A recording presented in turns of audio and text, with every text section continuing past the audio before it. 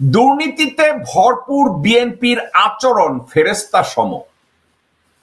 ভারতের নির্দেশে ইউনূস ঠেকাও যাদের রাজনীতি, রহমানকে নাকি চাস্তো ভাই ফালুরে দিয়া ব্ল্যাকমেইল করে ওই পজিশনটা বাগাইছিলেন পুরা শাহজাহানপুর আপনার বাপের নামে লিখে নেওয়ার জন্য বা আপনার নামে লিখে নেওয়ার জন্য? কোনটা আছে কিছু এর বাইরে? এর কোন জবাব আপনি দিতে পারবেন? আমার তো মনে হয় আপনি হাওয়া ভবন অথবা তারেক রহমান অথবা খালেদা জিয়া তাদেরকে ব্ল্যাকমেইল করছেন ফালুরে দিয়ে আর নুরুরে দিয়ে। আপনারা তো এটা খুব ভালো পারেন।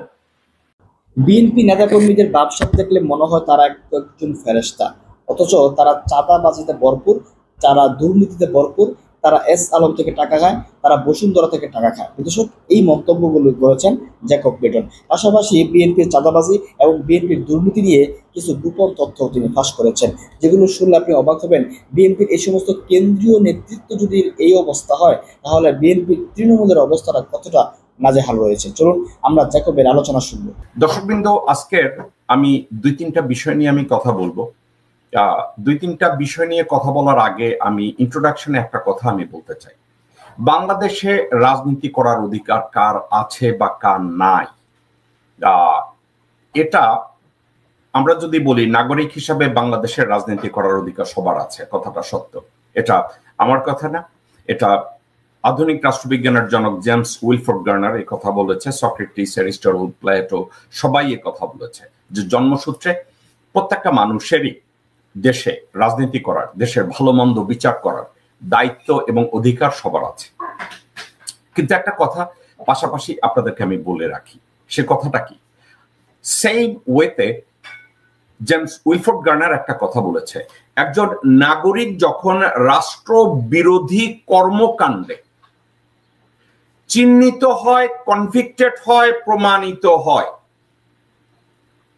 এবং কোন নাগরিক যদি রাষ্ট্র বিরোধী কর্মকাণ্ডকে নিজের পেশা হিসাবে বেছে নেয়, দেন ওই নাগরিকের নাগরিক অধিকার আর থাকে না যে সে ওই দেশে রাজনীতি করবে। কোন একজন মানুষ যদি আইনের ভাষায় বলি that if someone get convicted of crimes in moral turpitude, then that individual should not be involved in politics by any means whatsoever. There is no exception. এখন একটা কথা কি আমরা বলতে পারি, the parameter of crimes in moral turpitude আইনের ভাষায় নৈতিক স্খলন যেটাকে বলে, আমি যদি আপনাকে ঠান্ডা মাথায় নৈতিক স্খলন কোনটা, আপনারা রাজনীতিকে পেশা হিসাবে নেয়ার পরে ওই পজিশনটাকে ব্যবহার করে অর্থনৈতিকভাবে লাভবান হয়েছে, নিজের কুচরিত্রকে, অসৎ চরিত্রকে, ফর এক্সাম্পল আপনারা অপরাধটাকে কিভাবে নিতে পারেন, পরকীয়া বা একাধিক সম্পর্ক বা নারীদের সাথে সম্পর্ক বা অন্য কোনো সম্পর্ক, আপনারা যদি ইনভলভ হন কোনো একজন ব্যক্তি রাজনীতি নিয়ে, ওটাকে বলে নৈতিক স্খলন। তো এক্ষেত্রে বিভিন্ন ভাবে সংজ্ঞায় একটা ক্রাইমসকে ডিসক্রাইব করা হয়েছে যে ওইসব ব্যক্তিরা রাজনীতি করার অধিকার রাখবে না। এখন আপনারা অনেকেই বলতে পারেন, ভাই আপনি আমেরিকায় থাকেন, ডোনাল্ড ট্রাম্পের মতো লোকজন ক্রাইমস করে তো আবার রাজনীতি তো দূরে থাকছে, তো আবার প্রেসিডেন্টও হয়।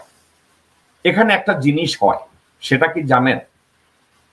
This is a country where execution of law is being guaranteed straight 75, 80%, even 90%. Donald Trump যখন হোয়াইট হাউস থেকে বেরিয়েছে, তার এগেনস্টে কতগুলো মামলা হয়েছে, কিভাবে হিয়ারিং করেছে। আপনাদের এটা চিন্তা করার কোনো কারণ নাই যে ডোনাল্ড ট্রাম্প ওখান থেকে এবার বেরোলে সে যদি হাজতের ভিতরে যায়। এখন আমি বলছি না আমেরিকান আইন পারফেক্ট, ইউরোপিয়ানদের আইন পারফেক্ট। আমরা মানুষের দিকে তাকাবো কেন? আমাদের নিজস্ব কেন একটা স্ট্যান্ডার্ড তৈরি হবে না? আজকের কথাগুলো কেন বলছি? আজকে তাকায় দেখেন আমার হেডলাইন কি, দুর্নীতিতে ভরপুর বিএনপির আচরণ ফেরেস্তা সম। ভারতের নির্দেশে ইউনূস ঠেকাও যাদের রাজনীতি। এই মুহূর্তে বিএনপির রাজনীতি বলতে যা আছে তার উদ্দেশ্য জনগণ না, তার উদ্দেশ্য দেশ না, তার উদ্দেশ্য ধর্ম না, যার উদ্দেশ্য ইন্ডাস্ট্রি ডেভেলপমেন্ট না, যার উদ্দেশ্য জনগণের কল্যাণ না, যার উদ্দেশ্য ধর্ম বিশ্বাসকে অটুট রাখা না, তাহলে বিএনপির রাজনীতি কি? বিএনপির রাজনীতি হলো আপনাদেরকে বলদ বানানোর জন্য 31 দফা নামক একটা প্রেমপত্র, যার কোনো বাস্তবতা নাই। বিএনপির পরিবারতান্ত্রিক রাজনীতির আদলে,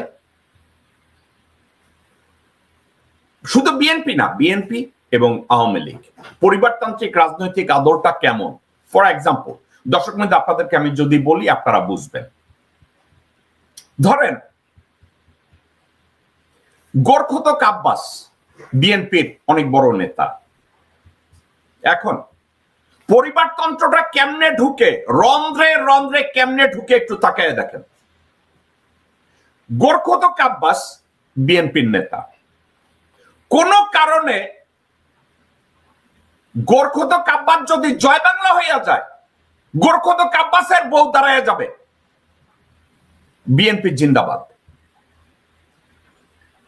আবার ওই অশিক্ষিত ওই ব্যাডি যদি আবার জয় বাংলা হইয়া যায়, গোরখতক আব্বাসের ছেলে নামে কইব বিএনপি জিন্দাবাদ।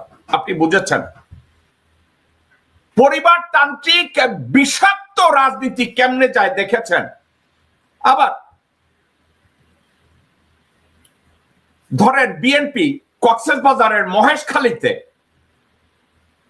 ঘুষখোর সালাউদ্দিন আহমেদ নামক এস আলমের বিজনেস পার্টনার, সে যদি কোনো অবস্থায় বক্কাটা হইয়া যায়, তার বউ হাসিনা আহমেদ উঠে কইব বিএনপি জিন্দাবাদ। হাসিনা আহমেদ যদি বক্কাটা হইয়া যায়, তার একটা ছেলে বাইরে বলবো বিএনপি জিন্দাবাদ। তাহলে কি পরিবার পরিবার পরিবার। অর্থাৎ একবার যদি কেউ দীক্ষা নেয়, ওই পরিবারতান্ত্রিক দুইটা রাজনৈতিক দল ওইখান থেকে আর বের হওয়া যাবে না। আপনারা দেখেন না জাতীয় পার্টির অবস্থা কি হয়েছে? জাতীয় পার্টিও পরিবারতান্ত্রিক। ওই যে এরশাদ গু খাইয়া রাজনীতি শুরু করছে, পরবর্তী সময় তার বউরে দিয়ে রাজনীতিতে ঢুকাইছে। রাজনীতি পরিবারতান্ত্রিক রাজনৈতিক আদলে এরশাদ বক্কাটা কইরা দিছে নিজের বউ। এখন বউ যখন বক্কাটা হয়েছে, তার বাড়িঘর ভাঙ্গা হয়েছে, এরশাদের ভাই তারা বলছে কুক্কুরুতু আমি আমি আমি আমি জাতীয় পার্টির চেয়ারম্যান। এটা হচ্ছে বর্তমান বাংলাদেশ। এখন কেউ যদি ধানের শীষ পায়, ওই ধানের শীষের নেতৃত্ব এখানে শেষ হবে না, তারও পরিবার, তারও ছেলে পান। এই পরিবারতান্ত্রিক এই বিষাক্ত কালচার আমাদের দেশে এস্টাবলিশড হয়েছে। আপনি দেখেন না, ওই যে ইন্ডিয়ার সবচেয়ে বড় দালাল আমির খসরু মাহমুদ চৌধুরী, এই হারামজাদার যদি বক্কাটা হয়, তার বউ দাঁড়ায় বলবে জিন্দাবাদ। তার আবার দ্বিতীয় স্ত্রী আছে কোন জায়গায়, সেও আইসা বলবে জিন্দাবাদ। তারাও যদি বক্কাটা হয়, ওইখান থেকে ইসরাফিল বাইরে বলবে জিন্দাবাদ। ইসরাফিলও যদি না থাকে, তার যে অবৈধ মাইয়া আমেরিকায় আছে তানিয়া, সে দাঁড়ায় বলবে জিন্দাবাদ বিএনপি। এখন আপনারা বলবেন ভাই আপনি এই প্রসঙ্গটা টানলেন কেন? একটা কারণে, তারা যে ফেরেস্তার মতো আচরণ করে।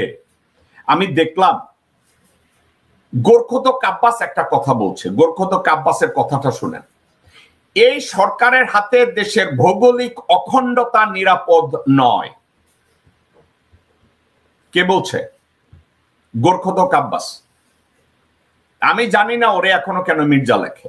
গোরখতক আব্বাস বলছে এই সরকারের হাতে দেশের ভৌগোলিক অখণ্ডতা নিরাপদ নয়। দর্শকবৃন্দ, ধরেন গোরখতক আব্বাস ভৌগোলিক অখণ্ডতা নিয়ে কথা বলছে। কিন্তু এই গোর্খোদক আব্বাসকে যদি আমি জিজ্ঞাসা করি, আব্বাস মিয়া, ভৌগোলিক ভাবে এই সরকারের হাতে দেশ নিরাপদ না। স্বাধীনতার 53 বছরে বাংলাদেশের ভৌগোলিক সীমারেখার উপরে আপনি কতটা লেখাপড়া করেছেন? আমি স্পেসিফিক আব্বাস আপনার কাছে জানতে চাচ্ছি, আদার দেন চান্দাবাজি, হাইজ্যাক, কমলাপুর রেলওয়ে স্টেশনের উপরে দাঁড়ায় থেকে মাসের শেষে পকেটমার, গুলি কইরা মাস্তানবাজি, টেন্ডারবাজি, পরিবহন ব্যবসা, ধান্দাবাজি, এর বাইরে তো আর কিছু আপনি শিখেন নাই। লেখাপড়াও তো আপনি ঠিক মতো করেন নাই। লেখাপড়া আপনি নিজে পরীক্ষা দিয়ে পাশ করছেন, আমি এটা বিশ্বাস করি না। আমার ধারণা অন্য কাউরে বসায় রেখে পরীক্ষা দিচ্ছেন আপনি ওই লোক, আপনি ওই বস্তু। এখন আপনি বলছেন এই সরকারের হাতে দেশের ভৌগোলিক সীমারেখা নিরাপদ না। কিসের উপরে বেস করে আপনি এই কথাটা বলেছেন? করিডোর। ভারতের সাথে গত 17 বছরে হাসিনা শেখ কোন করিডোর তো দূরে থাক, বর্ডার ওপেন করে দিছে, ভারত যা খুশি তাই করতে পারে। আপনি তো হাজতে যায় ঠিক মতো থাকেন না, কারণ হাজতে তো দিশা নামে কোন বেটিরে নিয়ে ঘুমায় থাকছেন। আপনার বউ আফরোজাও তো ওইখানে দিশা যখন ঢুকছে, আপনার বউ তো ইচ্ছা করে ওইখানে যায় ঢুকে না, জামাইরে ফুর্তি করতে দিছে না। তো আজকের যদি আপনি ভৌগোলিক সীমারেখা, আপনার কাছে আমি যদি জানতে চাই, আপনাকে আমি অসম্মান করব না, আপনি আমার সাথে একদিন কথা বলতে আসেন তো, সে কথা বলতে আমাকে একটু ব্যাখ্যা করেন তো যে আপনি ভৌগোলিক সীমারেখার উপরে এই দেশ নিরাপদ না, এটার উপরে যে কথা বলছেন, আসেন আমি একটু আপনার সাথে কথা বলি। গোর্খোদক আব্বাস, আমি গালি দিচ্ছি না, আপনাকে ভদ্রভাবে বলছি, আসুন আমি আপনার উত্থান পতন, শান্তিনগর, কমলাপুর, শাহজাহানপুর, বাসাবো, আমি সব নিয়ে আপনার সাথে কথা বলবো। আসবেন আমার সাথে, কি আপনি কথা বলবেন? আর কথা বলার মতো সৎ সাহস, যোগ্যতা আপনি অর্জন করেছেন? আপনি না মাঝে মাঝে বলেন আপনাকে অযথা গালিগালাজ করি, আপনাকে ছোট করি। আপনি বলেছেন ভৌগোলিক সীমারেখা, আমি ধরে নিলাম আপনি করিডোর নিয়ে কথা বলছেন। করিডোর নিয়ে কথা বলছেন, আমি জবাব দেই। করিডোর নিয়ে আমি কেন জবাব দিই? বাংলাদেশের পররাষ্ট্র নীতির ক্ষেত্রে আপনারা যারা রাজনীতি করেন, পুরা বিএনপিতে, সমগ্র বিএনপিতে পররাষ্ট্র নীতি বুঝেন এমন কোন লোকজন নাই। 2-4 জন আসিল যারা আপনার দলের সাথে বেইমানি করেছে, বেগম জিয়ার সাথে বেইমানি করেছে, বিএনপির নৈতিক আদর্শের সাথে বেইমানি করে দল থেকে বেরিয়ে গেছে। কে? ধরেন রিয়াজ রহমান অথবা শমশের মুবিন। এরা পররাষ্ট্রনীতি কিছুটা বুঝতো, কিন্তু আপনাদেরকে বিএনপিকে ধ্বংস করে নৈতিক ভাবে বিএনপিকে জঘন্য বানিয়ে তারা পাশ কাটিয়েছে। তো আপনি যদি চিন্তা করে দেখেন যে আপনি বিএনপির দেশের ভৌগোলিক সীমারেখা নিয়ে আপনি আতঙ্কগ্রস্ত, এবং আপনি পররাষ্ট্র নিয়ে আপনি কথা বলতে চান, করিডোর নিয়ে কথা বলতে চান, পোর্ট নিয়ে কথা বলতে চান, আপনার পররাষ্ট্র নীতি বুঝতে হবে, আপনার বাণিজ্য বুঝতে হবে। আপনার দলের একজনের নাম বলেন, আপনার দল কতগুলো বৈদেশিক উপদেষ্টা বানিয়েছে যারা লারেলাপ্পা, বাগবাকুম, সিঙ্গারা এবং সামোসার বাইরে যারা আর কিছু জানে না। আপনারা হুমায়ুনের কথা বলেন, সায়েমের কথা বলেন, মালেকের কথা বলেন, নাম বলেন, আমি বলতেছি আপনারা কিচ্ছু জানেন না। পররাষ্ট্রনীতি কি, এটার উপরে ব্যাখ্যা কি, কোন একটা দেশের সাথে কূটনৈতিক সম্পর্ক স্থাপনের পরে কোথায় যেতে হয়, কি করতে হয়, কতটুকু এগোতে হয়, এ সম্পর্কে আপনাদের কোনো ধারণা নেই। এবং এগুলো ধারণা নাই বলে আপনারা কি করেন জানেন? বিএনপি বা আওয়ামী লীগের মতো দল ক্ষমতায় আসলে তখন ওই আমলা আছে না কতগুলো, যারা সারা জীবন রয়ের বেতন খাইছে, তাদেরকে আপনারা পররাষ্ট্রমন্ত্রী বানান। আপনারা দেখেন না আপনাদের দলে অথবা আওয়ামী লীগ যদি সরকার গঠন করে কি করে জানেন? ওই সরকারের সেক্রেটারি থাকাকালীন ভারতের পয়সায় যারা সন্তানদের বিদেশে লেখাপড়া করাইছে তাদেরকে আপনারা পররাষ্ট্রমন্ত্রী বানান। কারণ পররাষ্ট্র মন্ত্রণালয় চালানোর জন্য যে দক্ষতা দরকার, যে যোগ্যতা দরকার, ওটা তো আপনাদের নাই। আপনার কথা চিন্তা করেন, আপনাকে পূর্তমন্ত্রী বানাইছে, আপনার কি যোগ্যতা আছে পূর্তমন্ত্রী হওয়ার? কি যোগ্যতা আছে আপনার পূর্তমন্ত্রী হওয়ার? আপনি ইঞ্জিনিয়ারিং, আপনি ইঞ্জিনিয়ার না, আপনি স্ট্যাটিস্টিক্স নিয়ে লেখাপড়া করেন নাই, আপনি ম্যানেজমেন্টের উপরে লেখাপড়া করেন নাই। আপনি যদি ইঞ্জিনিয়ারিং এর উপরে লেখাপড়া না করেন, আপনি যদি স্ট্যাটিস্টিক্স নিয়ে লেখাপড়া না করেন, আপনি যদি ম্যানেজমেন্ট নিয়ে লেখাপড়া না করেন, আপনি যদি ল এর উপরে কোনো অভিজ্ঞতা না থাকে, তাহলে আপনার মতো গাবুরকে কেন পূর্তমন্ত্রী বানাইছে?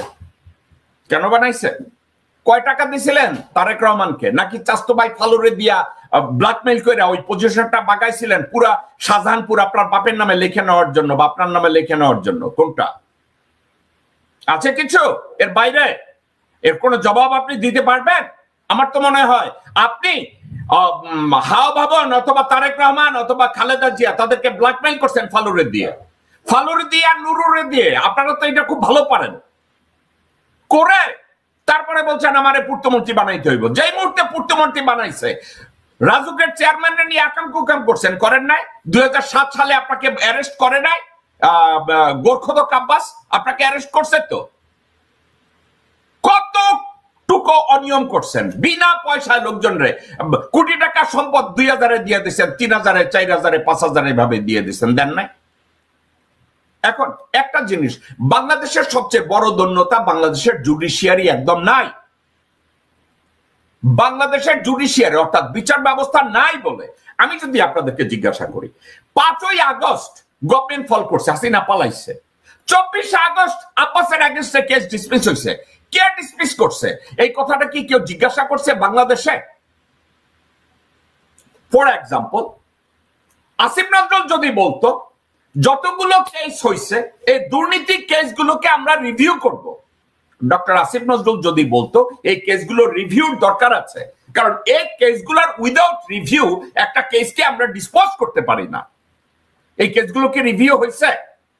হাসিনার আমলে ভুয়া মামলা হয়েছে, মিথ্যা মামলা হয়েছে, উদ্দেশ্য প্রণোদিত ভাবে হয়রানি করা হয়েছে, কিন্তু আব্বাসের বিরুদ্ধে মামলাগুলো তো হাসিনা করে নাই। আব্বাসের বিরুদ্ধে মামলা করছিল মঈনুদ্দিন ফখরুদ্দিনরা ওই সময়, এবং ওই দুর্নীতিগুলো রিয়েল দুর্নীতি ছিল। তাইলে এই কেসগুলো উইদাউট রিভিউ কি কইরা গোরখদক আব্বাসের এগেইনস্টে মামলাগুলো 24 আগস্ট ডিসমিস করা হইল? রাজনৈতিক চাপে? এটা নিয়ে কেউ কোনো কথা বলছে? দর্শকবৃন্দ, বলে নাই। মির্জা আব্বাস রাজুকের চেয়ারম্যানকে সহ পূর্তমন্ত্রী থাকাকালীন সরকারি সম্পত্তি ভূমিদস্যুতার মাধ্যমে নিজে লিখিয়ে নিয়েছে, ঠিক যেভাবে বসুন্ধরার শাহ আলম যেভাবে নিয়েছে।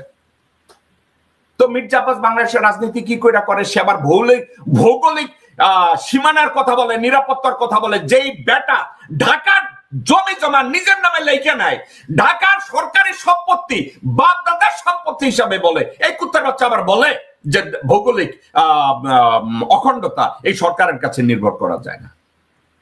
দর্শকবৃন্দ, আমার গালির দিকে খেয়াল করেন, একটু চিন্তা করে দেখেন, যেই লোকের সামনে সরকারি সম্পত্তি নিরাপদ না, বাপদাদার নামে চালায়া দেয়, সেই লোক ভৌগোলিক সীমারেখা নিয়ে কথা বলে, দেশের সীমানা নিয়ে কথা বলে।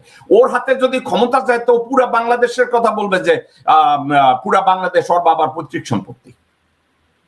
এই যে গোরখদক আব্বাস, তো এখন এই গোরখদক আব্বাসকে কারা বাজারজাত করতেছে? ভারত বাজারজাত করতেছে, নিজে বাজারজাত করতেছে, আওয়ামী লীগের লোকজনরা বাজারজাত করতেছে। আমি যখন গোরখদক আব্বাসকে নিয়ে আমি কথা বলি, আপনারা কি জানেন আমাকে কারা গালি দেয়, আমার সম্পর্কে কারা ট্রল বানায়, কারা বকওয়াস করে? আওয়ামী লীগের লোকজনরা। আব্বাসের পিছনে আওয়ামী লীগের সমর্থকদের অভাব নাই। আওয়ামী লীগের যে সাইবার ইউনিট, তারা এখন আব্বাসের জন্য কাজ করে। আপনারা কি জানেন? আমাকে যারা গালি দেয় এদেরকে খুঁজেন, এরা সব আওয়ামী সাইবার সন্ত্রাসী। এই কুত্তার বাচ্চারা এখন আওয়ামী লীগের বিএনপির আমি যাদেরকে ধরে তাদেরকে নিয়ে গালি দেয়। আলহামদুলিল্লাহ, ওরা আমার গালি দেবে, তাতে আমার কিছু আসে যায় না। কারণ কি জানেন, বাংলাদেশের রাজনৈতিক উচ্চাকাঙ্ক্ষা আমার নাই। বাংলাদেশে গিয়ে ঘুষ খাওয়ার বা বাংলাদেশে গিয়ে পয়সা কামানোর অথবা ভূমিদস্যুতা করার কোনো আগ্রহ আমার নাই। দেন কথা হচ্ছে একটা কথা, আব্বাস যে মন্তব্যটা করছে, আমি এটার উপরে আর কথা বলবো না, কারণ আমি অন্য সাবজেক্টে যাব। সে বলছে এই সরকারের হাতে ভৌগোলিক অখণ্ডতা নিরাপদ না। এটার জবাব আমি এই আব্বাসের সাবজেক্টটাকে আমি কনক্লুড করবো এই বলে, আব্বাসের কাছে ঢাকার জমি নিরাপদ না, শাহজাহানপুরের জমি নিরাপদ না, শান্তিনগরের জমি নিরাপদ না, কমলাপুরের জমি নিরাপদ না। এই হারামজাদা বলে ভৌগোলিক অখণ্ডতা এদের কাছে নিরাপদ না। আপনারা বুঝেছেন? আপনারা 2 দিন আগে দেখছি সে বউ বাচ্চা কাচ্চা সহ সিঙ্গাপুরে গেছে চিকিৎসা করানোর জন্য। কারণ কি জানেন? ওর গুড্ডা ধইরা আমি টান মারতেছি, ওর গুড্ডা ধইরা ফ্রান্স থেকে আরেক ভদ্রলোক টান মারতেছে। যারা নৈতিকভাবে চিন্তা করে ওদের মতো লোকজন এই দেশে রাজনীতি করার কোনো অধিকার নাই। তারা যদি এই চান্দা আব্বাস সম্পর্কে বলে, চান্দা আব্বাস দেখতেছে, কথা তো আর আমি নিতে পারতেছি না। এই ছিল মির্জা আব্বাস। এখন আসেন, মির্জা আব্বাসের পরিবারতান্ত্রিক রাজনৈতিক আদলে আবার বাংলাদেশে আরেকজন দাঁড়ায় গেছে, কিন্তু তার সাথে সম্পর্কে কথা বলার সম্পর্কে আবার বলি। একটা লোক এর দিকে তাকায় দেখেন, এর নাম সালাউদ্দিন আহমেদ। এই চকলখোর এবং ভারতীয় এজেন্ট র এবং বর্তমান এস আলমের চিফ এক্সিকিউটিভ এই লোক।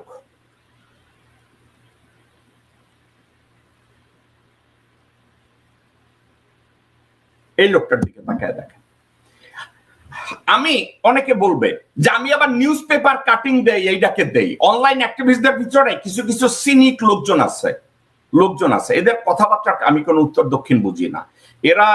এদেরকে আমি ইজ্জত দিয়ে কথা বলতে চাই, কিন্তু এরা এদের ইজ্জত নষ্ট করে। হাওয়েভার আমি এই কাটিংটা দিলাম একটা কারণের জন্য, যে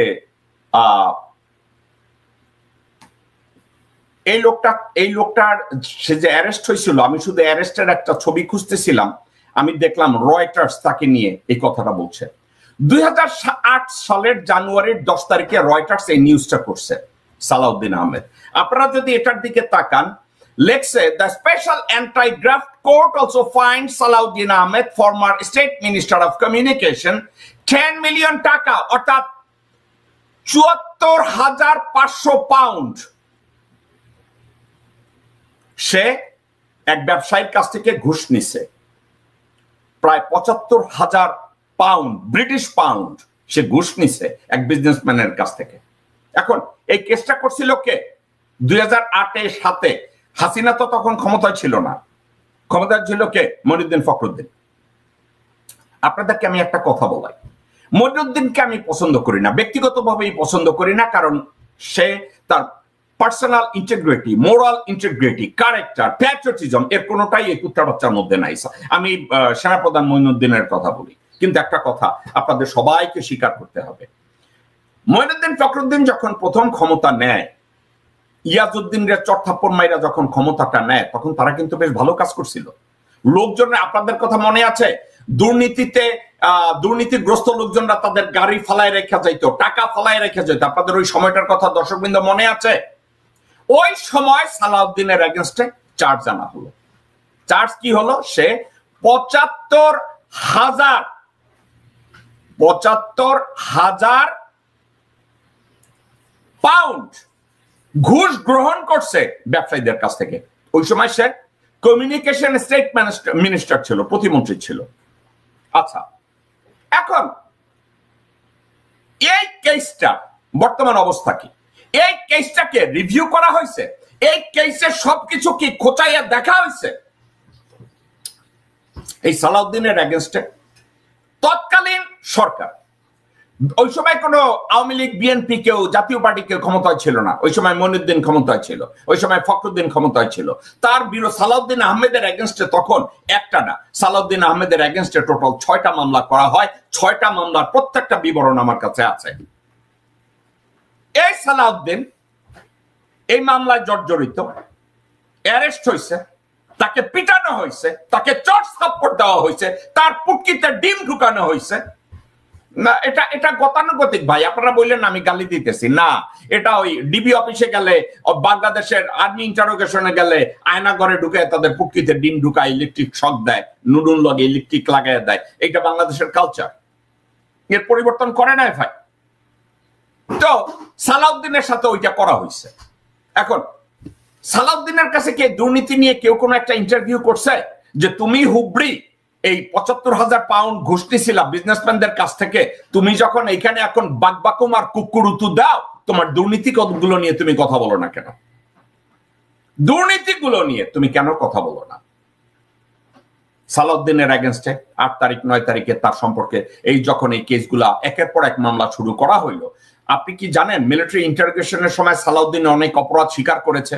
আপনারা কি জানেন এই সালাউদ্দিন বলেছে সব দুর্নীতির ভাগ সে তারেক রহমানকে দিছে, বেগম জিয়াকে দিছে? আপনি কি জানেন এই সালাউদ্দিন মিলিটারি ইন্টারোগেশনের সময় বহু কথা বলেছে যেগুলো বিএনপির বিরুদ্ধে যায়, বিএনপির নেতার বিরুদ্ধে যায়, দলের বিরুদ্ধে যায়? সালাউদ্দিন আহমেদ এই কাজটা করেছে কেন করেছে? যদি সালাউদ্দিন আহমেদ কমিটেড লিডার হয়, যদি সালাউদ্দিন আহমেদ ধোয়া তুলসী পাতা হয়, সালাউদ্দিন আহমেদ ওখানে বসে বসে কেমনে স্বীকার করে হ্যাঁ আমি অন্যায় করছি, হ্যাঁ আমি এই ঘুষ নিছি? সে তো স্বীকার করছে। তাইলে এই সালাউদ্দিন এখন কোন মোরাল অথরিটি নিয়ে এখন রাজনীতি করতে আসে? গণতন্ত্র নিয়ে কথা বলতে আসে। বাট হারামজাদা, তোর কাছে তো দেশের তোরে কমিউনিকেশন স্টেট মিনিস্টার বানাইছে, তো ওই মন্ত্রণালয় তো তোর কাছে সেফ ছিল না। হারামজাদা গাবর, আপনি কি জানেন সালাউদ্দিন কাদেরকে নিয়ে তখন সাহায্য করেছে? সালাউদ্দিন, আপনারা মনে করেন না এস আলম এখন থেকে তৎপর, সালাউদ্দিন এস আলম তখন থেকে তৎপর। সালাউদ্দিনের বিজনেস পার্টনার ছিল কে? এই লোক। এস আলম গ্রুপের সাথে এই সালাউদ্দিন একত্রে কাজ করেছে। আপনাকে আমি ঠান্ডা মাথায় বলি, এই সালাউদ্দিনের এক এমপ্লয়ি এ যখন শিলংয়ে অ্যারেস্ট হয়েছে, সে যখন শিলংয়ে, তখন সালাউদ্দিনের সাথে এক লোককে ওই শিলংয়ের হোটেলে দেখা গেছে। ওই লোকের নাম শফিকুর রহমান শফি। শফিকুর রহমান শফি হলো এস আলমের কর্মচারী। আরেকটা আছে, ওরে যখন গাড়িতে নিছে মুজিবুর রহমান, যে বলছে সে লায়ন, মুজিবুর রহমান, এই দেখেন এস আলমের গাড়ির নাম্বারটা ছিল চট্ট মেট্রো ঘ 11-15-33। এই যে গেছে ওখানে মুজিবুর নামে এক লোক ছিল এস আলমের এমপ্লয়ি। আবার এই শফিকুর রহমান, আমি নামটা আবার বলি, ইয়েস, শফিকুর রহমান শফি এস আলম গ্রুপের এমপ্লয়ি। তো এস আলমের গ্রুপের এমপ্লয়িরা শিলংয়ে গিয়ে, আপনারা কি জানেন এস আলমের ওই গ্রুপ সালাউদ্দিনের শিলংয়ের হোটেলের সব ভাড়া দিছে? এস আলম সালাউদ্দিনের সব দেখাশোনা করছে, এবং ভারতে এস আলম যে ব্যবসা বাণিজ্য পাতাইছে, টাকা পাচার করছে, আপনি কি জানেন নিয়ন্ত্রণে কে ছিল? এই সালাউদ্দিন। সেই সালাউদ্দিন এখন দেশে এসে দেশের অখণ্ডতা নিয়ে কথা বলে, দেশের সার্বভৌমত্ব নিয়ে কথা বলে, দেশের অস্তিত্ব নিয়ে কথা বলে। এই সালাউদ্দিন, ঠিক আছে? তো এই সালাউদ্দিন যখন বলে ডক্টর ইউনূসকে, আপনি আপনি আপনি আপনি ডক্টর খলিলুর রহমান বিদেশি নাগরিক, তার কাছে আপনি প্রতিরক্ষা মন্ত্রণালয় দিয়েছেন, এই হারামজাদা সালাউদ্দিন বলে, এই শুয়োর দুর্নীতিগ্রস্ত চোর, এই দুর্নীতিগ্রস্ত হারামজাদা সালাউদ্দিন যখন বলে খলিলুর রহমান বিদেশি নাগরিক, আমেরিকান নাগরিক, তার উপরে কেন প্রতিরক্ষা মন্ত্রণালয় দিয়েছেন? আমি এটার উপরে গতকালকে একটা শো করেছি। আমি বলেছি যে ডক্টর খলিলুর রহমান আমেরিকান নাগরিক না, ডক্টর খলিলুর রহমান বাংলাদেশের জন্মসূত্রে নাগরিক এবং বাংলাদেশের একজন বোনাফাইড সিটিজেন, হাইলি কোয়ালিফাইড শিক্ষায় এবং যোগ্যতায়। তার একটা বালের যোগ্যতা সালাউদ্দিন তো নাই। সে ডক্টর খলিলুর রহমানকে বিদেশি নাগরিক বইলা বাংলাদেশের পক্ষে কথা বলা শুরু করছে। এখন দর্শকবৃন্দ, আপনাদের সম্মানে ডক্টর খলিল একটা মন্তব্য করেছে, এটাকে আমি এখন আপনাদের সামনে পোস্টার হিসাবে দেই।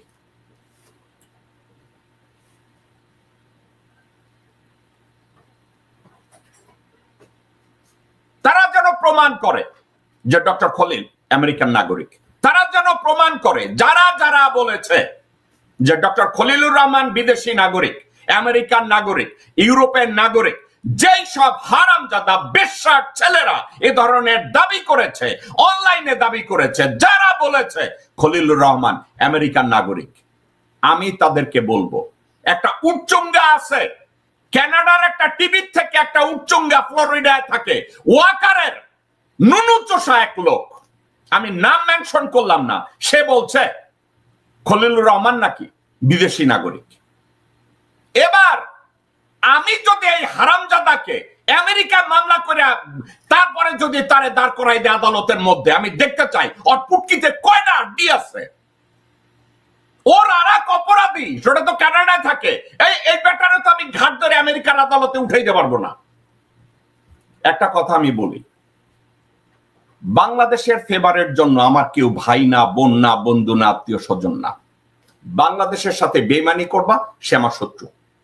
বাংলাদেশের অস্তিত্বের উপরে কেউ শত্রুতা করবা, সে আমার শত্রু।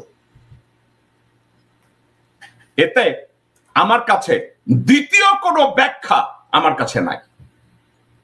আমি যাদেরকে আজকে বকা দিচ্ছি যে টিভিতে বসে খলিলুর রহমানকে যারা বিদেশি নাগরিক বলছে, চোর সালাউদ্দিন যাকে বিদেশি নাগরিক বলছে, গোরখোদ কাব্বাস যাকে আমেরিকান নাগরিক হিসাবে ব্যাখ্যা করছে, ইন্টারনেট টেলিভিশন প্রোটোকলে বসে কানাডায় বসে আর ফ্লোরিডায় বসে যারা খলিলুর রহমানকে আমেরিকান নাগরিক বলছে,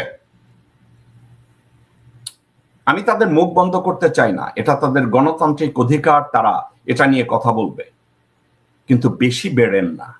ঘাটটা ধরিয়া নিউ ইয়র্কের কোর্টে হাজির করাই দিন, বেশি বেড়েন না, এত ওস্তাদ আপনারা না। Doctor Khalilur Rahman bona fide Bangladeshi citizen. Doctor Khalilur রহমানের শিক্ষাগত যোগ্যতার ধারে কাছেও আপনারা নাই। ডক্টর খলিলুর রহমানের এক্সপেরিয়েন্সের অভিজ্ঞতার ধারে কাছেও আপনারা নাই। ডক্টর খলিলুর রহমান যদি এক ফোঁটা পেশাব করে, ওটার যোগ্যতা আপনাদের নাই। তো ঠান্ডা মাথায় যারা বলছে যে সালাউদ্দিনের মতো লোকজনরা, দর্শক কিন্তু একটা কথা শুনলে আপনারা হাসবেন, আমিও হাসি। আমি সালাউদ্দিনকে গালি দিছি গতকালকে, তার আগেও গালি দিছি, কারণ এটা একটা হারামজাদা চোর, বদমাইশ। আরে সালাউদ্দিনের সাথে যদি আমি কাউকে তুলনা করি, ওটা হচ্ছে বদি, ওই যে মাদক ব্যবসায় বদি আর বদির বউ, ওদের সাথে সালাউদ্দিনকে আমি তুলনা করতে পারি। কারণ সালাউদ্দিন আওয়ামী লীগের আমলেও ব্যবসা করছে। কিভাবে ব্যবসা করছে শুনেন। সালাউদ্দিন 2015 সালের মার্চ মাসে বলছে তাকে, এখানে আপনারা দেখেন, এই সালাউদ্দিনের মতো আর একটা বেকুব আছে, রাজিবুল ইসলাম আরিফ।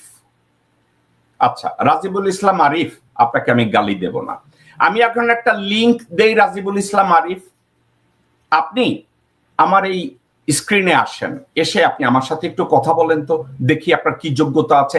আমি আপনার কথার সাথেই আপনার কথার জবাব দেব। রাজিবুল ইসলাম আরিফ, আপনি আসেন। আপনি এখানে আসলে পরে, তারপরে এখানে আপনি কথাবার্তা বলেন আমার সাথে। আপনার যদি যোগ্যতা থাকে, আপনি আপনার যোগ্যতা এবং তথ্য দিয়ে আপনি কথা বলবেন, এবং আমি আপনার কথার জবাব দেব। রাজিবুল ইসলাম আরিফ, আপনারা দর্শকবৃন্দ আপনারা দেখছেন, এই রাজিবুল ইসলাম আরিফ, আপনার বাবা যদি একজন থাকে, ধরেন আপনার বাবা একজন, ঠিক আছে, আপনি আসেন আমার সাথে একটু কথা বলেন, আমি আপনার প্রত্যেকটা কথার জবাব দেব। আপনি যে আমাকে রিবার্ট করতে আসছেন, আমি আপনার সৎ সাহসের প্রশংসা করি। এবার আসেন আমার সাথে একটু কথা বলেন, কিন্তু আপনি আসবেন। আমি আপনাকে এখন স্ক্রিনে এটা পাঠাবো, আপনি আসেন আমার সাথে এটা নিয়ে একটু কথা বলেন। আমি জানি আপনি আসবেন না। কেন আসবেন না জানেন? আপনার মা জানেই না আপনার বাবাকে, ঠিক আছে? আপনার মা জানেই না আপনার বাবাকে, রাজিবুল ইসলাম আরিফ, ঠিক আছে? আপনি বলছেন না নিউ ইয়র্কের হিরো আলম ইলিয়াস হাসিনার ভিত্তি নাড়ায় দিতেছিল রাজিবুল ইসলাম আরিফ? আপনি এইটা বলেন না কেন? হাসিনার সফর সঙ্গে হইয়া ইলিয়াস হোসেনের দ্বিতীয় স্ত্রী আমেরিকায় আসছে, এটা বলেন না কেন? এটা নিয়ে কথা বলতে আসেন, আমার সাথে কথা বলবেন, আসবেন। আমি এখন আপনাকে লিঙ্কটা পাঠাই, আসবেন না। কারণ কি জানেন? আপনাদের জন্মের ঠিক নাই। এনিওয়ে, তো আমি যে কথাটা বলছি, সালাউদ্দিন আহমেদ বলছে যে ইউনূসকে যমুনায় অ্যাটাক করবে, এজন্য আমি তাকে গালি দিছি। যমুনায় স্লোগান দিবে, এই জন্য সে ওখানে গিয়ে কথা বলবে, এটা নিয়ে কথা বলার জন্য সে স্লোগান দিবে, মার্চ করবে, দখল করবে, এ ধরনের কথাবার্তা সালাউদ্দিন বলছে। তা আমি বকা দিছি যে তুমি মিয়া দুর্নীতিতে ভরপুর একজন মানুষ, তুমি একজন অযোগ্য মানুষ, শিক্ষাগত যোগ্যতায় অযোগ্য, দুর্নীতিতে ভরপুর, তুমি আবার কি কইরা ডক্টর মোহাম্মদ ইউনূসকে যমুনায় ঘেরাও করার কর্মসূচির কথা তুমি মুখ থেকে উচ্চারণ করতে পারো? তোমার সাথে আমি তুলনা করি বৌদি বউয়ে। ওকে, আমি যখন এই গালিগালাজ করছি, আপনি কি জানেন এই সালাউদ্দিন কি করছে? আওয়ামী লীগের যে সাইবার সাইডে যারা কাজ করে না ইন্টারনেটে, আওয়ামী লীগের এবং ক্যালকাটায়, শিলংয়ে, ব্যাঙ্গালোরে, কেরালায়, আপনি কি জানেন এই ওয়াকার, গোরখোদক আব্বাস বা যারাই এই সালাউদ্দিন, আমি যখন তাদেরকে গালি দেই তারা কি করে আপনারা কি জানেন? আমার এই গালি দেওয়ার জন্য যত আইপি অ্যাড্রেস আমি দেখি, কেউ শিলংয়ে বসে রয়েছে, কেউ ক্যালকাটায় বসে রয়েছে, আমার গালি দিতেছে। আমি চিন্তা করি, আরে আগে ওয়াকারের গালি দিলে কেরালার থেকে আমার গালি দিত, তাহলে সালাউদ্দিনের গালি দিলাম, এর জবাব আমারে গালি দেওয়ার জন্য, গোরখোদক আব্বাসের পক্ষে গালি দেওয়ার জন্য শিলং থেকে আমারে কেমনে গালি দেয়? আমি একটু অবাক হয়েছি। কেন অবাক হয়েছি জানেন ভাইরা? একটা কারণে অবাক হয়েছি, কারণ আমি যখন ভারতের দোসরদের গালি দেয় তখন ওয়াকার গং, এই সালাউদ্দিন গং, গোরখোদক আব্বাস গং, মির্জা ফখরুল গং, আমানুল্লাহ আমান গং, মোহাম্মদ সালাম গং, এরা সবাই একত্র হয়ে যায় জেকবরে থামাইতে হইব। তো জেকবরে দুইটা গালি দেয়, তো জেকবরে গালি দেওয়ার জন্য তারা এই কাজগুলো করে। তো আমার গালি দিল, তাদের উদ্দেশ্য একটা কি? অর্থাৎ ভারতের বিপক্ষে কথা বলা যাবে না, ভারতের কল্যাণ যেটা, ভারতের কল্যাণ কোনটা? ডক্টর মোহাম্মদ ইউনূসকে যে কোনো মূল্যে সরায় দিতে হবে, এটা হচ্ছে ভারতের কল্যাণ। এই মুহূর্তে ভারত এবং বিএনপি এবং আওয়ামী লীগের একটা রাজনৈতিক উদ্দেশ্য, সেই রাজনৈতিক উদ্দেশ্য কি জানেন? ইউনূস হটাও। ইউনূসকে হটানোর জন্য আওয়ামী লীগ সবকিছু করবে, ইউনূসকে হটানোর জন্য বিএনপি সবকিছু করবে। এখন এই বিএনপির ইউনূস হটাও আন্দোলনে তারা কাকে ব্যবহার করছে জানেন? গোরখোদক আব্বাস, মির্জা ফখ, এই চোর সালাউদ্দিন, এদেরকে ইনভেস্ট করছে। কি জন্য? আব্দুল আউয়াল মিন্টু, তাবিত আউয়াল, ইশাক, এদেরকে ইনভেস্ট করছে। জেকবের গালি দাও, জেকবের গালি দিলে কি হবে? জেকবের গালি দিলে জেকব যদি থামে, এই যে দেখেন না এখানে কতগুলো, একটা লোক আমারে গালি দিতেছে, আমি তাদেরকে বলি যে ভাই আমি গালি দেই, এই জন্য আমারে গালি দিবা, আসো আমারে মুখামুখি গালি দাও। আমি এই যে এখানে বলি, দেখেন এরা বলছে যে জেকবরে গালি দেই, তো দাও আমার এখানে আসো। আমারে যদি গালি দেয়, একজনে একটা কথা বলছে, আমি ভদ্রলোকের কথা প্রশংসা করি, বলছে আমি জেকব মিল্টন ইউনূসের দালাল। আমি কেন ইউনূসের দালাল জানেন? কারণ আমি বাংলাদেশের দালাল। বাংলাদেশ যদি ঠিক মতো দেশের অস্তিত্ব রক্ষা করে, দেশের সার্বভৌমত্ব রক্ষা করে, দেশটাকে ফিক্স করে, সংস্কার করে, আমার দেশটা যদি ইউরোপের একটা দেশের মতো দাঁড়ায় যায়, আমি ইউনূস না, যে কেউ করুক, আমি তার দালাল হয়ে যাব। আমি এতে দোষের কিছু দেখি না দর্শকবৃন্দ, আমি এতে দোষের কিছু দেখি না। আপনারা যদি 2 দিন পরে বলেন আমি ইউনূসের দালাল, আমার কোনো অসুবিধা নেই। আপনারা যদি বলেন আমি বাংলাদেশের দালাল, আমি লজ্জা পাই না, আমি গর্বিত যে আমি বাংলাদেশের দালাল। বাংলাদেশের পক্ষে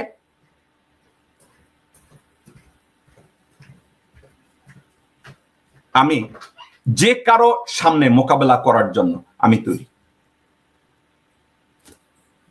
একটা কথা অনেকে বলে যে ভাই আপনি এই গোরখোদক আব্বাস এবং সালাউদ্দিন এদের সম্পর্কে আমি যা বলছি, এদের আকাম কুকাম সম্পর্কে আমি যা বলছি, আপনারা এটা প্রমাণ দিয়ে, আপনারা আসলে প্রমাণ চান? প্রমাণ আমার কাছে আছে।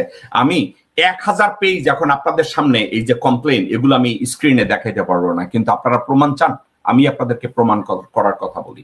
মেট্রোপলিটন ম্যাজিস্ট্রেট কোর্টে চলে যান, মির্জা আব্বাসের এগেনস্টে 2007 সালে যে কয়টা মামলা হয়েছে মামলার কপিগুলো নিয়ে আসেন এবং আমার কাছে এসে বলেন যে কপিগুলোই আপনারা আমার সাথে কথা বলেন। কিন্তু আপনারা যাবেন না। কেন যাবেন না? এই যে এখানে একজন দেখেন একটা বিশ্বাস ছেলে আছে, তার নাম হচ্ছে হোসাইন এমডি শাকিল। হোসাইন এমডি শাকিল বলছে সালাউদ্দিনের এসব না, আমি সরি ভাই হোসাইন আব্দুল শাকিল, আমি আপনার কাছে মাপ চাই, আপনি এটা বলেন না। মির্জা আব্বাস, মির্জা ফখরুল সবগুলো নদীর পোলা, বাংলাদেশের শত্রু। আমি ভাই আপনার সাথে একমত। আমি সরি বললে আপনার বক্তব্যটা আমি স্ক্রিনে দিলাম। শাকিল, আমি আপনার সাথে একমত, আমি আপনার সাথে পুরোপুরি একমত। এরা বাংলাদেশের শত্রু, আমি আপনার সাথে একমত ভাই। আমি আমার কথাটাকে ভুল বুঝেন না। যেমন অনেকে বলে যারা প্রমাণ চায়, আমি তাদেরকে বলবো আপনারা প্রমাণের জন্য, আমি আমেরিকায় বসে যদি এগুলো সব বের করতে পারি আপনারাও পারবেন। আপনারা ঢাকা মেট্রোপলিটন ম্যাজিস্ট্রেট কোর্টে যান এবং ট্রাইব্যুনালে গিয়ে আপনারা চান ওখানে আব্বাসের এগেনস্টে যে মামলাগুলো, সালাউদ্দিনের এগেনস্টে 2007 সালের যে মামলাগুলো, ওইগুলো সত্যি ছিল, ওগুলো খুঁজে বের করেন।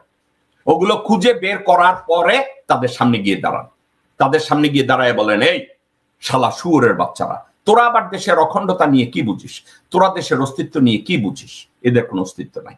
দর্শক বন্ধু, আজকের আমি যে কথাটা বলতে চাইছি সেটা হইতেছে, আপনি বিএনপির কথা বলছি যে দুর্নীতিতে ভরপুর। ইদানিং বিএনপি কি করে একটু তাকায় দেখেন বিএনপির অস্তিত্ব নিয়ে।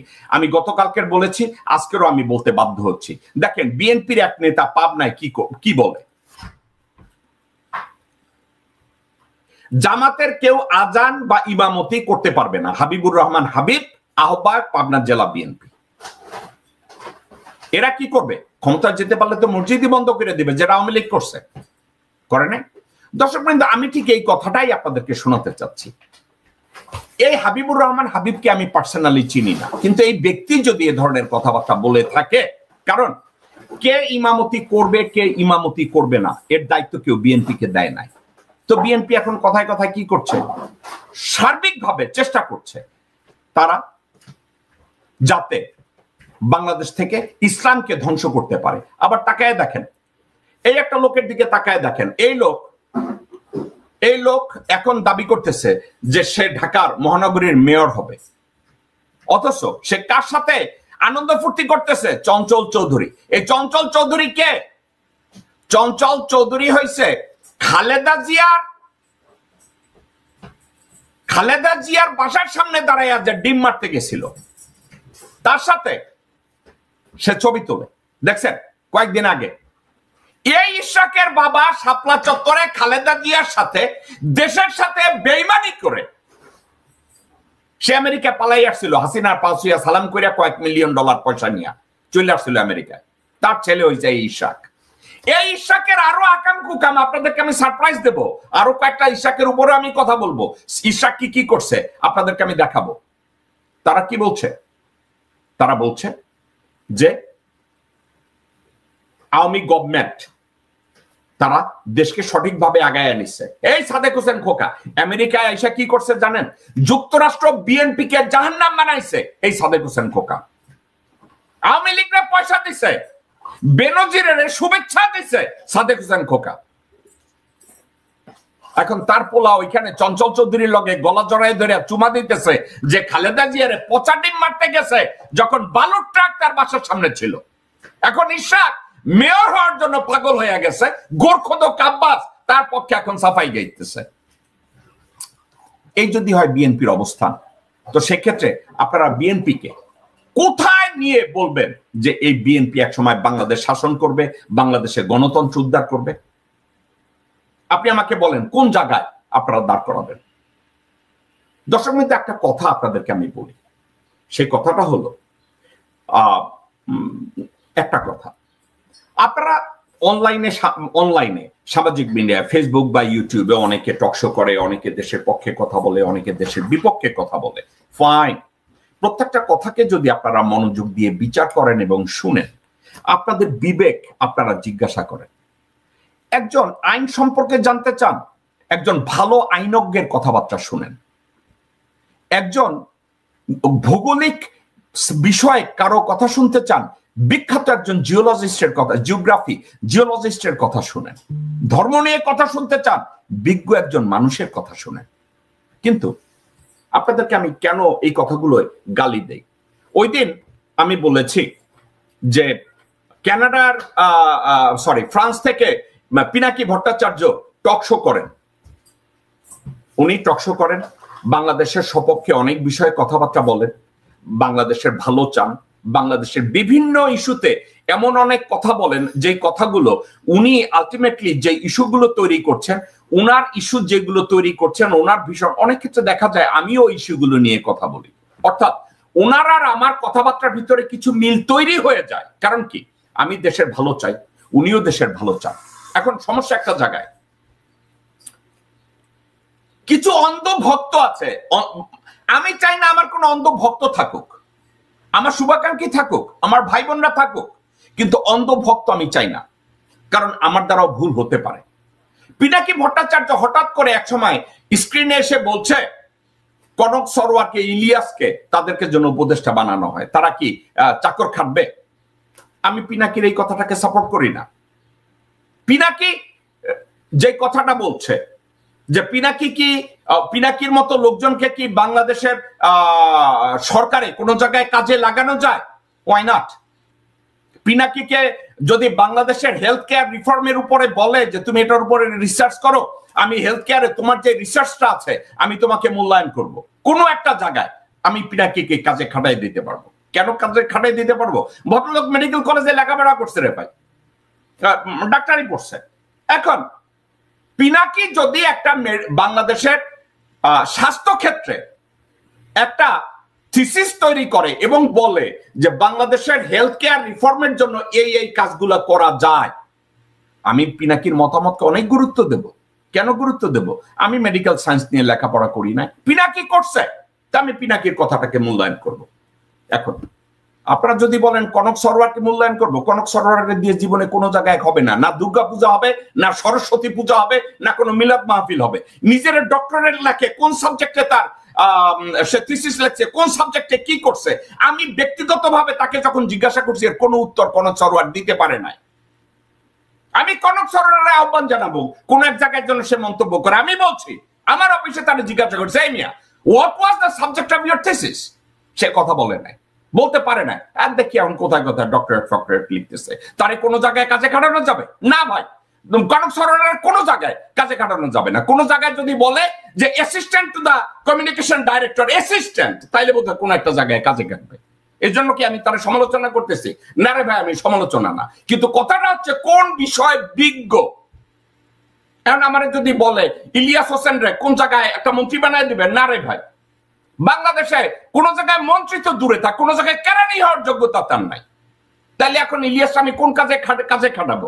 বাংলাদেশে তাকে নিয়ে কোন জায়গায় যদি বলে যে তথ্য মন্ত্রণালয় বা কোন পত্রিকার বা কোনো একটা জায়গায় সেন্সর বোর্ডে ইলিয়াসকে কোন জায়গায় কি কাজে খাটানো যায়? হ্যাঁ যায়। সে কি দেশপ্রেমিক? হয়তো বা তার কথাবার্তায় তো আমার তাই মনে হয়। ইলিয়াসের কথাবার্তায় যদি আমার দেশপ্রেমিক মনে হয়, এটা আমার অ্যাডমিট করতে অসুবিধা কি?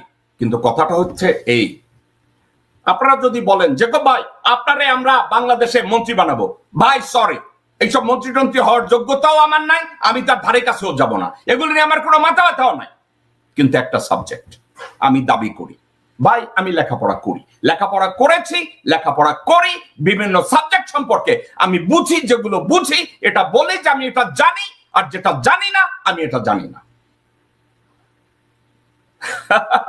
এক ভাই বলছে, আর্চঅ্যাঞ্জেল রিজ বলছে ইলিয়াস হোসেনকে স্বরাষ্ট্র মন্ত্রণালয়ের দায়িত্ব দেওয়া হোক। ভাই বসুন্ধরার উপরে একটা ভিডিও বানাইতে বলেন, শাহ আলমের উপরে, আনবির সানবীরের উপরে, তারপরে স্বরাষ্ট্র মন্ত্রণালয়ের দায়িত্ব না, আমি দেখবো কোন জায়গায় পিয়ন বানানো যায়।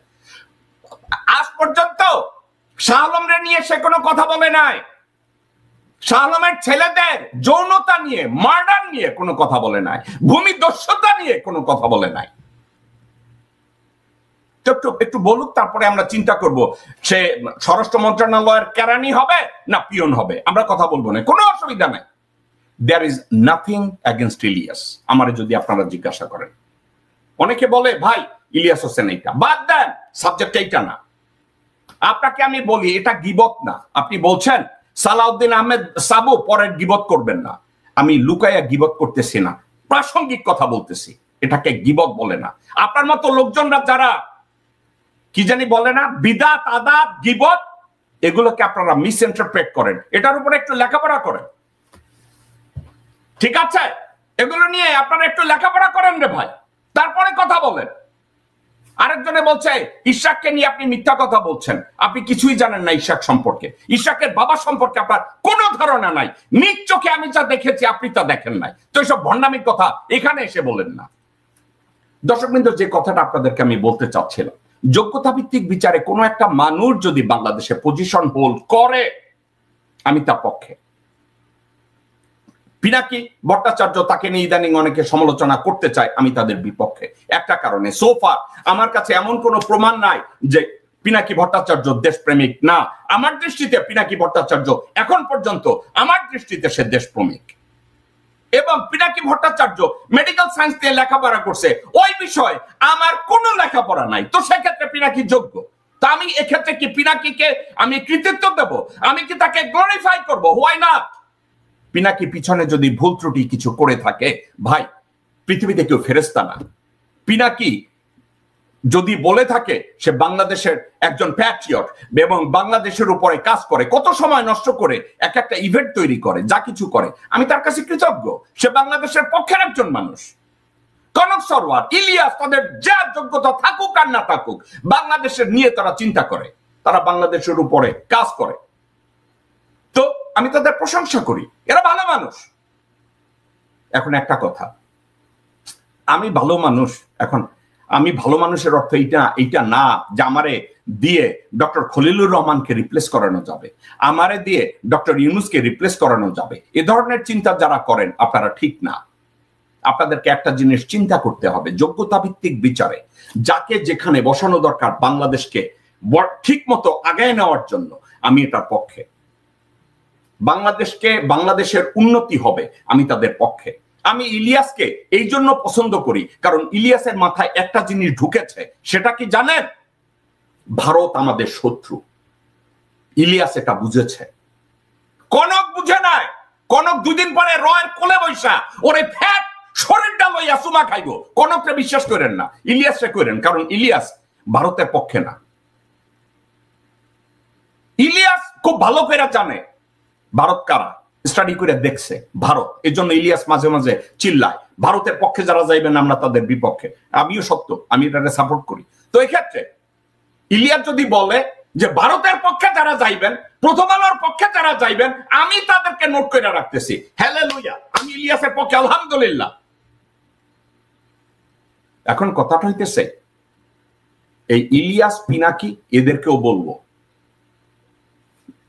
গোরখদক আব্বাস শাহ আলমের দোসর।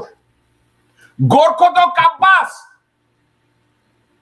শাহ আলমের সামনে শিশু।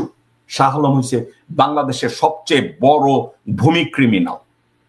তার সম্পর্কে একটা ভিডিও বানাও রে ভাই, তার ছেলের কর্মকাণ্ড সম্পর্কে ভিডিও বানাও। বানাচ্ছ না কেন? ইলিয়াস বানাচ্ছে না কেন? পিনাকি বানাচ্ছে না কেন? কনক সরওয়ার বানাচ্ছে না কেন? তারা এটা নিয়ে কথা বলে না কেন ভাই? ওইখানেই কি তোমাদের মুখে কলা দিয়া দিছে? এগুলো নিয়ে একটু কথাবার্তা বলো, কথাবার্তা বললে তারপরে আলাপ আলোচনা করো, কোনো অসুবিধা নাই। আমারে গালি দিবা, দাও রে ভাই, কোনো অসুবিধা নেই। তো সাবজেক্টটা হচ্ছে, একজনে আমাকে লিখছে যে রয়ের কোলে, এই কথাটা কে লিখছে? এক ভদ্রলোক লিখছে,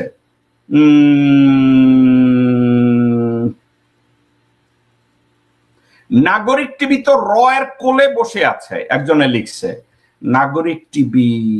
ওকে, এই উনি লিখছে নাগরিক টিভি তো রয়ের কোলে বর্তমানে। আর্চাঞ্জেল রিজ, আপনাকে আমি একটা কথা বলি, র মাঝে মাঝে ব্যাককল খুঁজে, মাঝে মাঝে অসৎ লোকজন খুঁজে, বা অমুকরে খুঁজে, সেমিকরে খুঁজে। আমি এ কথা বলতে পারবো না নাগরিক টিভি রয়ের কোলে না কার কোলে, কিন্তু একটা সাবজেক্ট, একটা ডিসিশন মেকিং এর ক্ষেত্রে প্র্যাগমেটিজম লাগে, কর্পোরেট রেসপন্সিবিলিটি লাগে, কর্পোরেট ভিশন লাগে। ঠিক আছে, নাগরিক টিভি যারা চালায় তারা হয়তো ভালো কাজ করছে, বাট তাদের corporate vision, corporate experience, corporate execution and decision making এক্ষেত্রে তাদের কোনো ধারণা নাই। তারা যা করছে আমার কষ্ট লাগে, কারণ নাগরিক টিভিতে আমি 2 বছর টকশো করেছি রে ভাই। ওদের যখন একেবারে জাহান্নামা অবস্থা, আমি তো তাদেরকে একেবারে বটম থেকে আমি চিল্লাচিল্লি গালাগালি করতে করতে সেখান থেকে আমি ওই প্রতিষ্ঠান তো দাঁড় হইছিল। ওদের উত্তরোত্তর ভালো কামনা করি আমি বলবো না টিটু বা সাকিব খারাপ মানুষ, ওরা ভালো মানুষ। হয়তো ওদের বুদ্ধি কাজ করে না কোন জায়গা থেকে কোন জায়গায় যাবে, ঠিক আছে। আমি নিজে একটা সাবজেক্ট বুঝি, একটা মানুষ যখন ভালো কাজ করে তার প্রশংসা করেন। এখন আপনারা আমাকে বলবেন নাগরিক টিভি খারাপ করছে, না আমি এটা বলবো না। তারা আমার পক্ষে কথা বলবে বা আমি অন্যায়ভাবে একটা কাজ করলে সেটাকে সাপোর্ট করবে, এটা ঠিক না। আমি নাগরিক টিভির টিটু রহমান এবং সাকিবকে পজিটিভ হইতেই দেখি। তারা একটা ভুল পথে আছে, হয়তো তারা কোনো একটা সময় ঠিক পথে ফিরে আসবে, ঠিক আছে। সাবজেক্টগুলো এই। আর এখন আজকের যে কথাটাকে আমি আলোচনাটাকে শেষ করব সেটা হচ্ছে এই, বিএনপি বর্তমানে দুর্নীতিতে ভরপুর একটা রাজনৈতিক দল। এই বিএনপি সম্পর্কে আজকের বিএনপি কথায় কথায় যেভাবে হাসিনাকেও গ্লোরিফাই করার চেষ্টা করে, যে হাসিনাকে যে কোনো মূল্যে রক্ষা করতে হবে, যে কোনো মূল্যে দেখাতে হবে। যেমন নির্বাচন কমিশনের কেউ একজন বলেছে আওয়ামী লীগের নির্বাচনে অংশগ্রহণ করার কোনো সুযোগ নাই। আমি কিন্তু নির্বাচন কমিশনের এই সিদ্ধান্তটাকে ওয়েলকাম করি না। কারণ আমারে বলবেন কেন ভাই আপনি কি আওয়ামী লীগের সাপোর্টার? না ভাই, আমি আওয়ামী লীগের সাপোর্টার না। এই হালার ফালারা বাংলাদেশের রাজনৈতিক দলই না। আওয়ামী লীগ বাংলাদেশের কোন রাজনৈতিক দল না।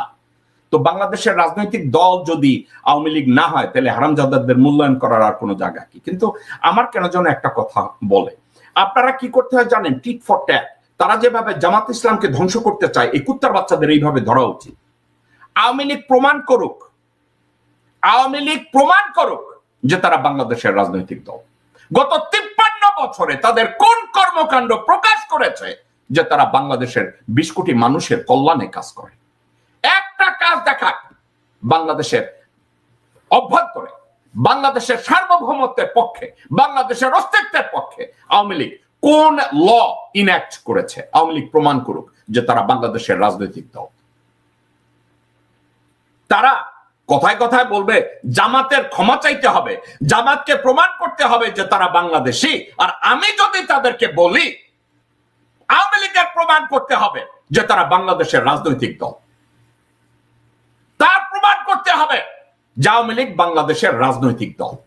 কারণ আওয়ামী লীগ 1972 সাল থেকে আজ অবধি কোন জায়গায় তাদের কর্মকাণ্ডে প্রমাণ করে নাই যে তারা বাংলাদেশের রাজনৈতিক দল। যা কিছু করেছে ভারতের কল্যাণে করেছে, বাংলাদেশের অস্তিত্বের বিরুদ্ধে কাজ করেছে, ভারতের পক্ষে কাজ করেছে।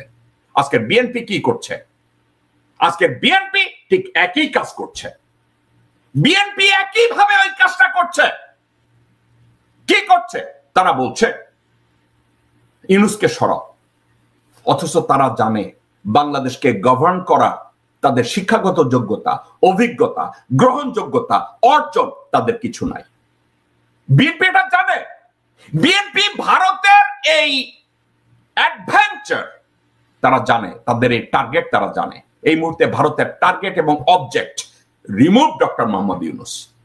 ডক্টর মোহাম্মদ ইউনূসকে ওখান থেকে সরানোর জন্য এই মুহূর্তে বিএনপি কাজ করছে। এবং বিএনপিকে এই জন্য কি আমি তারেক রহমান এবং খালেদা জিয়াকে দায়ী করব?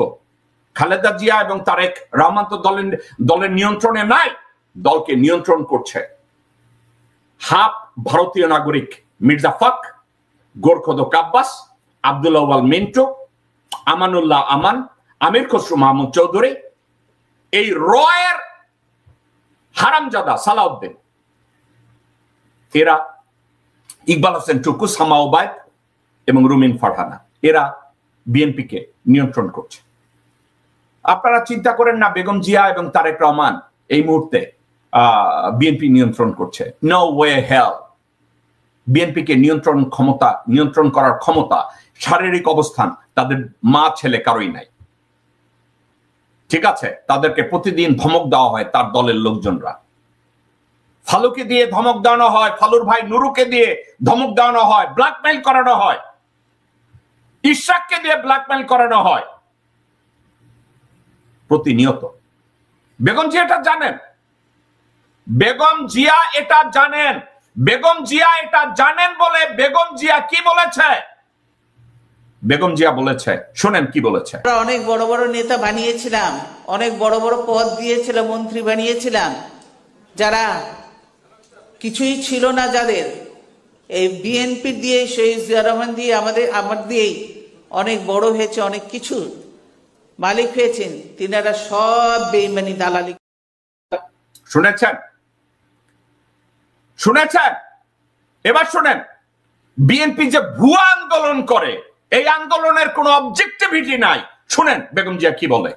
ওই যে বলেছি যে খালেদা জিয়া ভয় নেই, রাজপথ ছাড়ি নাই, এই কথায় আমি বিশ্বাসী নই, এই কথা আমি মানি না। রাজপথে আমি কেন অনেককেই বলবো, আমার নেতাদেরও বলবো যে রাজপথে তখন থাকার কথা থাকে নাই। শুনেছেন? রাজপথে যখন থাকার কথা ছিল তারা তখন থাকে নাই। কে থাকে নাই? আমি স্পেসিফিক আমি বলছি দর্শক বৃন্দ, স্পেসিফিক। সাদেক হোসেন খোকা থাকে নাই, গোরখোদক আব্বাস থাকে নাই, ফালু থাকে নাই, আব্দুল আউয়াল মিন্টু থাকে নাই, মওদুদ আহমেদ থাকে নাই, আফরোজা আব্বাস থাকে নাই, আমানুল্লাহ আমান থাকে নাই, মোহাম্মদ সালাম থাকে নাই। সব বেঈমানের গোষ্ঠী, সব বেঈমান। আমির খসরু মাহমুদ চৌধুরী থাকে নাই, সব বেঈমান, মুনাফিক, ফাসিক। এরা বেগম জিয়ার সাথে বেঈমানি করেছে, জিয়া রহমানের আদর্শের সাথে বেঈমানি করেছে, দেশের সাথে বেঈমানি করেছে। আজকে ভারতের প্রেসক্রিপশনে তারা ইউনূস হটাও আন্দোলনের জন্য জান বিলিয়ে দিচ্ছে এবং সেখানে যোগ হয়েছে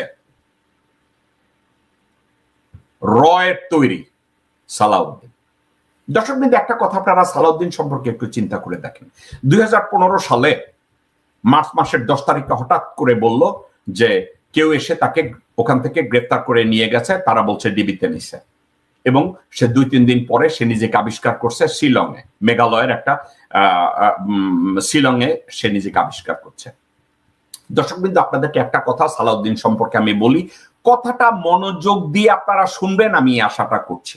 আপনারা যারা সালাউদ্দিনের ভক্ত, যারা বলেন জেকব মিল্টন সালাউদ্দিনকে অযথা গালি দিচ্ছে, আমি চাচ্ছি তারা আমার এই কথাটা মনোযোগ দিয়ে শুনবেন। কেন মনোযোগ দিয়ে আপনারা শুনবেন?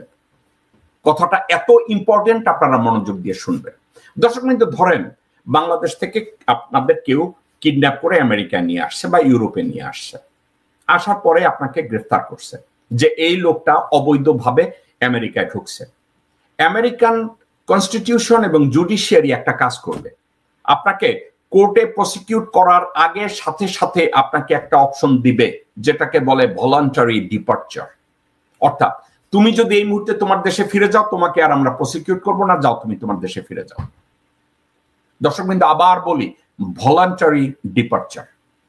অর্থাৎ সালাউদ্দিন যদি অন্যায়ভাবে ভারতে ঢুকে থাকে, তাকে একটা ফর্ম দেওয়া হয়েছিল, তোমাকে আমরা প্রসিকিউট করব না, তুমি ভলান্টারি ডিপার্চার নিয়ে তুমি বাংলাদেশে চলে যাও। সালাউদ্দিন ওই কাগজে সাইন করে নাই। কেন সাইন করে নাই? কারণ সালাউদ্দিন যে দুর্নীতি করছে, সালাউদ্দিন যে বাংলাদেশে যোগাযোগ প্রতিমন্ত্রী থাকাকালীন লক্ষ লক্ষ কোটি কোটি হাজার হাজার কোটি টাকা দুর্নীতিতে গ্রহণ করছে, এটা সালাউদ্দিন জানে। সালাউদ্দিন কি করছে? না, আমি যাবো না, আমারে প্রসিকিউট করো।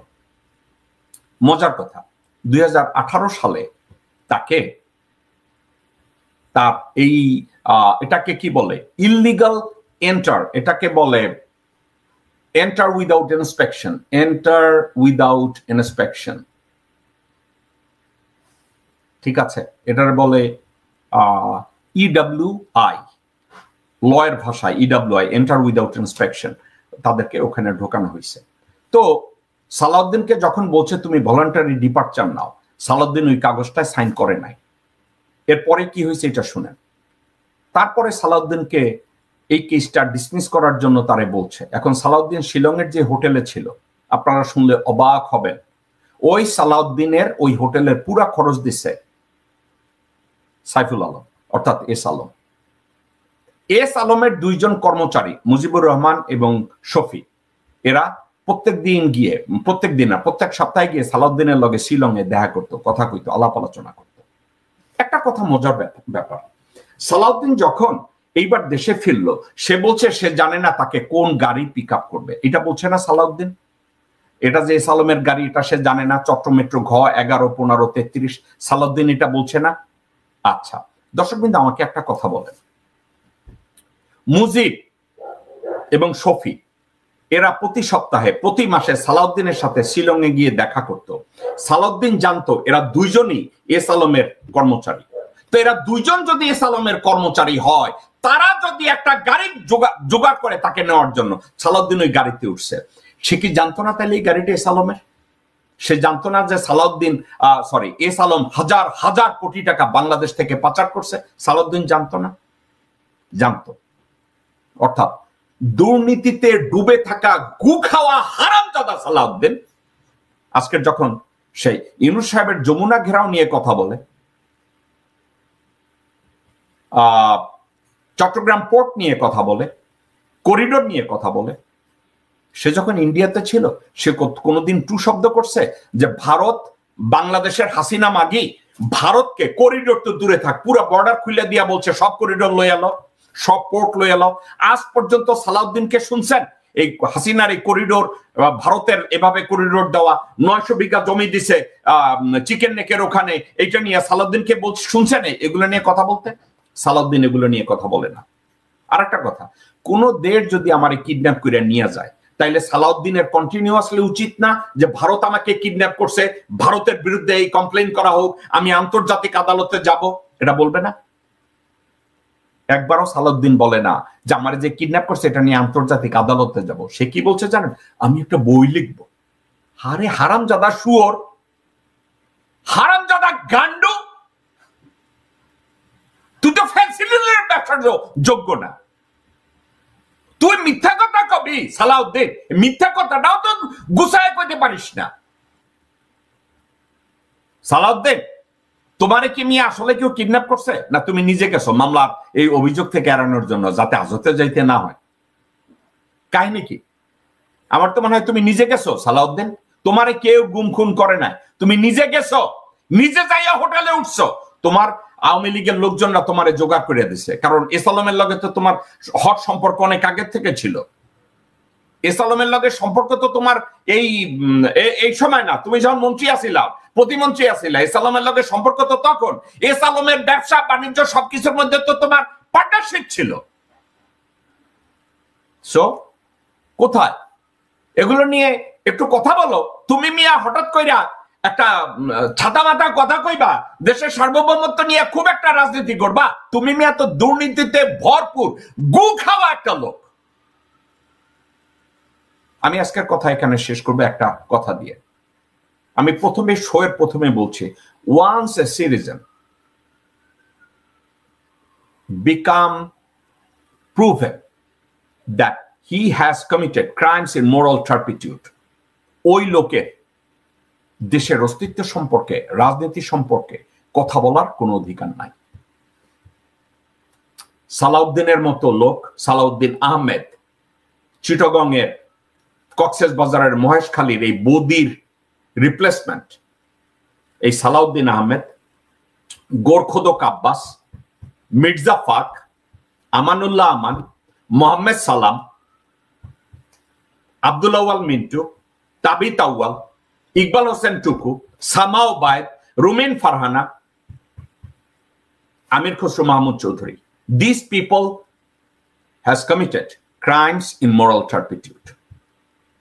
আসিফ নজরুল এবং বাংলাদেশের আইন শৃঙ্খলা রক্ষাকারী বাহিনী আপনাদের দৃষ্টি আকর্ষণ করে আমি একটা কথা বলবো। 2007 সালে যতগুলো মামলা হয়েছে, প্রত্যেকটা মামলাকে অ্যাক্টিভেট করুন। প্রত্যেকটা মামলাকে অ্যাক্টিভেট করার পরে কোনো অন্যায় ভাবে না, নিখুঁত ভাবে প্রত্যেকটা মামলাকে রিভিউ করুন, নিরপেক্ষ ভাবে তদন্ত করুন। তদন্তের মধ্যে যদি যার বিরুদ্ধে যত দুর্নীতি পাবেন তাদেরকে রিঅ্যারেস্ট করার ব্যবস্থা করুন। সেটা গোরখোদক আব্বাস হোক, মির্জা ফখরুল হোক, আব্দুল আওয়াল মিন্টু হোক এবং সালাউদ্দিন আহমেদ হোক, যে হোক, এদেরকে বিচারের আওতায় নিয়ে আসেন। এবং আর একটা কথা, নির্বাচন কমিশনের এক কমিশনার বলেছে আওয়ামী লীগ নির্বাচনে আসুক বা আসার জায়গা নাই। আমি ওনার সাথে দ্বিমত পোষণ করি। কেন? আওয়ামী লীগ আজকের যদি বাংলাদেশে মুসলিম লীগের কেউ এসে বলে যে আমি রাজনীতি করব, তার রাজনীতি করতে পারে যদি মুসলিম লীগের ওই নেতার বিরুদ্ধে দেশদ্রোহিতা বা অনিয়মের কোনো অভিযোগ না থাকে এবং সে যদি কনভিক্টেড হয়ে না থাকে। আওয়ামী লীগের কেউ যদি রাজনীতি করতে আসে, এই ক্ষেত্রে নির্বাচন কমিশন এবং আইন মন্ত্রণালয়ের একটা সিদ্ধান্ত নেওয়া উচিত। সেটা কি? আওয়ামী লীগের প্রত্যেকটা এমপি, প্রত্যেকটা মন্ত্রী, ইনক্লুডিং হাসিনা মাগি এবং সমর্থক, অর্থাৎ যারা আছে এদের প্রত্যেকটা লোককে, বেশি না তো 300-400 লোক, এদেরকে ইনভেস্টিগেট করা হোক। এদেরকে ইনভেস্টিগেট করে তাদের এগেনস্টে একটা টেম্পোরারি রেস্ট্রেইনিং অর্ডার জারি করা হোক।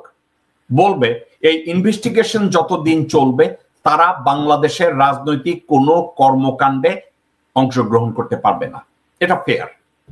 দর্শকবৃন্দ, নিরপেক্ষভাবে আমি আপনাকে বলছি, নিরপেক্ষভাবে আপনাদের বলছি, কি আওয়ামী লীগের সন্দেহভাজন 3 থেকে 400 নেতা কর্মী, ইনক্লুডিং হাসিনা মাগি, এদেরকে